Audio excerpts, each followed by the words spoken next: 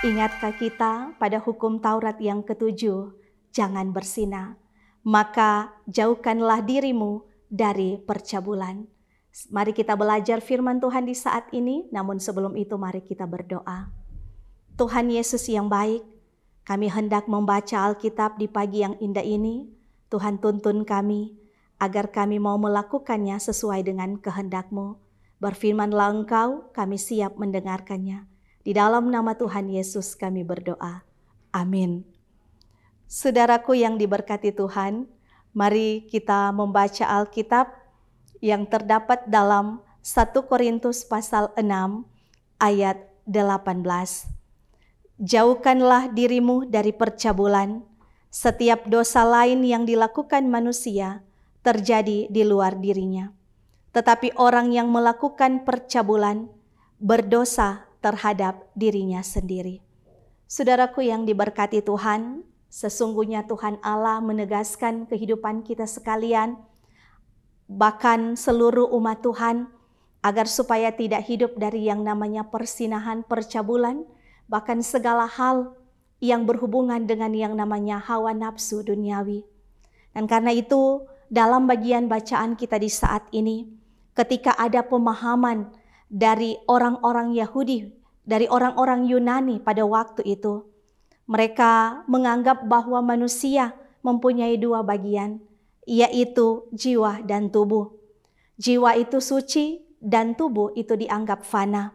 Senada dengan itu ajaran-ajaran sesat di zaman Rasul Paulus mengajarkan bahwa tubuh itu fana adanya, sehingga boleh melakukan dosa.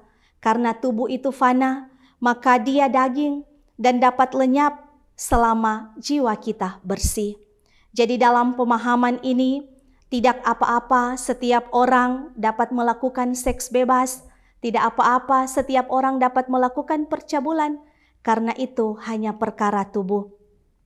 Rasul Paulus mengingatkan kehidupan jemaat Tuhan yang ada di Korintus, agar supaya mereka menjauhkan diri dari yang namanya percabulan. Kata ini dipakai bukan melawan, tetapi menjauh. Kata lainnya adalah larilah dari yang namanya dosa percabulan. Ketika dosa lain dikatakan lawanlah, tetapi untuk dosa percabulan larilah. Ingatkah kita tentang kisah Yusuf yang melarikan diri dari Potifar? Banyak orang yang jatuh dalam dosa percabulan karena hidup hanya mencari yang namanya kepuasan diri.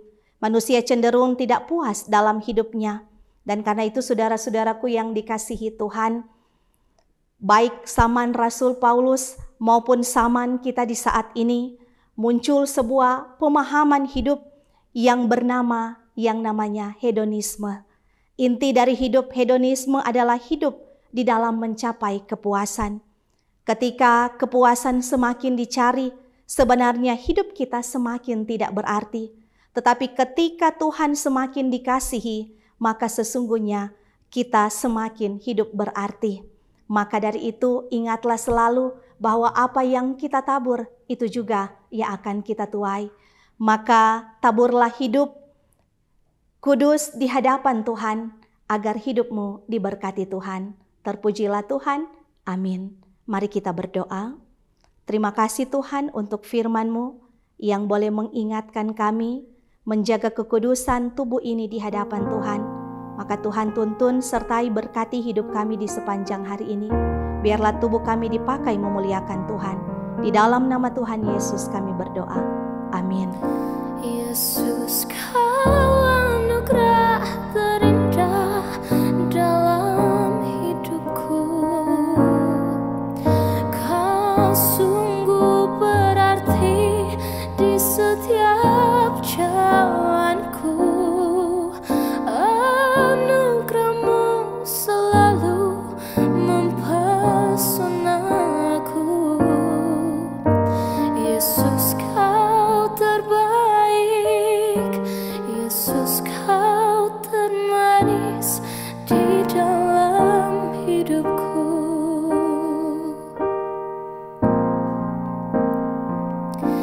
Yesus, Kau anugerah